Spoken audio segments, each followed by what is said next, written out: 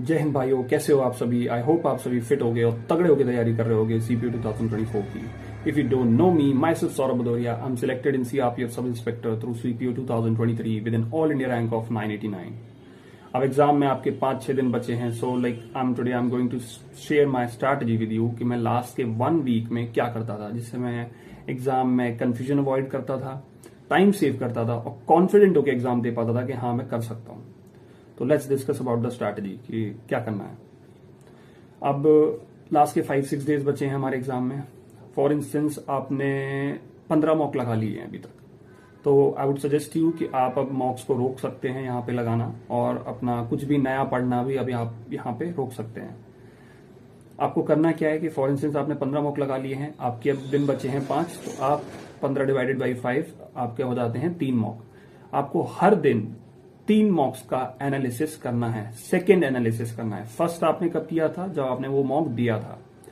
अब आपको second analysis करना है। सेकेंड एनालिसिस क्यों जरूरी है? बिकॉज जो फर्स्ट एनालिसिस हम करते हैं वो हम एग्जाम तक कैरी नहीं कर पाते हैं। हम भूल जाते हैं कि किस क्वेश्चन का हमने क्या आंसर पढ़ा था, क्यों था, कैसे था।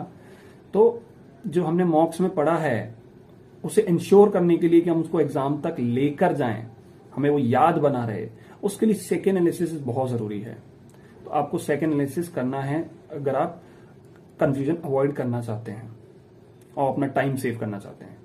तो सेकेंड एनालिसिस आपको करना है। अगर आपके पास ज्यादा टाइम नहीं है, आपको लगता है कि like you are left with very small amount of time, तो आप जो करेक्ट आंसर्स थे उनको छोड़ सकते हैं। जो रॉन्ग आंसर्स थे या जो क्वेश्चंस आपने छोड़ दिए थे, आप उनका एनालिसिस तो करके ही जाएं, ताकि एटलीस्ट जो क्वेश्चन आपसे नहीं बने या जो आपने छोड़े वो आप इंश्योर कर सको कि वहां आप रियल एग्जाम में, मेन एग्जाम में करके ही आए।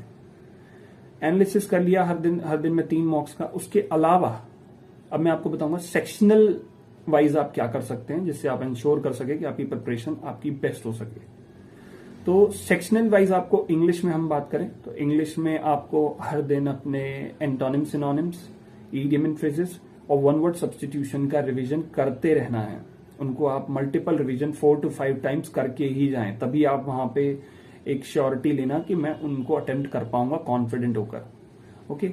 उसके अलावा आपको हर दिन एक क्लोज टेस्ट लगाना है। It would hardly take 5 to 10 minutes एक क्लोज टेस्ट लगाने में, तो आपको एक क्लोज टेस्ट लगाकर ही जाना है। वो antonym, synonym and one word substitution आपको लग रहा है कि आपको याद हो चुके हैं, आप उनको मार्क कर दीजिए ताकि आपको नेक्स्ट डे उनको पढ़ने की जरूरत ना पड़े। आप उनको पढ़िए मत, जो आपने मार्क नहीं किए हैं आप उनको पढ़िए। उसके नेक्स्ट डे फिर आपको लगता है कि आपने कुछ और याद कर ली जिन्हें दोबारा आपको उतना पढ़ने की जरूरत नहीं है, आप उनको भी मार्क कर लीजिए। ऐसे आपका हर दिन रिवीजन का टाइम कम होता रहेगा और आप अपना रिवीजन बहुत ही इफिशियंटली करते रहेंगे हर रोज। Now let's talk about the math section.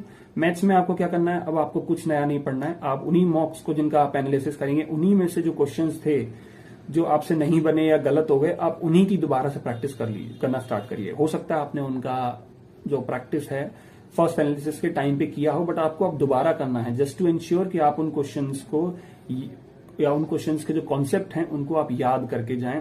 एक आप वहां पे नर्वस भी हो जाएं तो भी आप वहां पे गलत ना करें उनको। ओके। सो आप उनकी प्रैक्टिस करके ही जाएं, दोबारा से उनकी प्रैक्टिस स्टार्ट करिए उन क्वेश्चंस की, उन कॉन्सेप्ट्स की। टॉकिंग अबाउट ना रीजनिंग। रीजनिंग में आपको कुछ नहीं करना है, आप हर रोज बस एक सेक्शनल मॉक लगाते रहिए। रीजनिंग में आप सेक्शनल मॉक लगाते रहिए ताकि एग्जाम तक आपका रीजनिंग से टच टूटे ना, आप रीजनिंग के टच में बने रहें, आपको रीजनिंग सॉल्व करने की हैबिट बनी रहे अपने गिवन टाइम में। क्योंकि हम सब जानते हैं कि हम रीजनिंग के 50 क्वेश्चंस ट्राई करते हैं 30 to 35 मिनट्स में करने का, तो वो टच बना रहे, वो स्पीड बनी रहे। आप उसके लिए हर रोज एक सेक्शनल मॉक लगाकर जाएं या हर रोज एक सेक्शनल मॉक लगाएं। उसके बाद व्हेन टॉकिंग अबाउट जीएस में आपको क्या करना है? जीएस में आप जो भी अपना आपका हैंड रिटन नोट्स हैं या जो भी बुक है जहां से आप पढ़ रहे हैं, आप उनको ही रिवाइज करते रहिए। एंड आई वुड सजेस्ट आप पॉलिटी, हिस्ट्री का आप थोड़ा बहुत अगर रिवाइज कर सकते हैं तो करिए, वरना आप अपना मेन फोकस जो है अपना स्टैटिक जीके पर ध्यान दीजिए। बिकॉज एसएससी के एग्जाम्स के जीएस सेक्शन में स्टैटिक जीएस बहुत ज्यादा पूछी जाती है। लाइक आपका dance and their players, artist and cultures, folk dance, folk music and their awards के, उनको कौन कौन से अवार्ड मिले हैं उन आर्टिस्ट को, वो सब बहुत क्वेश्चन रहते हैं। Rivers and dams, sanctuaries and national parks, ये क्वेश्चंस आपके बहुत ज्यादा पूछे जाते हैं। तो इंश्योर करिए कि आप इनके मल्टीपल रिविजन्स करके जाइए, बिकॉज इसी में से 50% आपका जीएस का सोर्स, जीएस का क्वेश्चन पेपर पूछा जाता है। ओके, सो आप बस इतनी ही स्ट्रैटेजी को अगले 5 to 6 डेज तक फॉलो करते रहिए।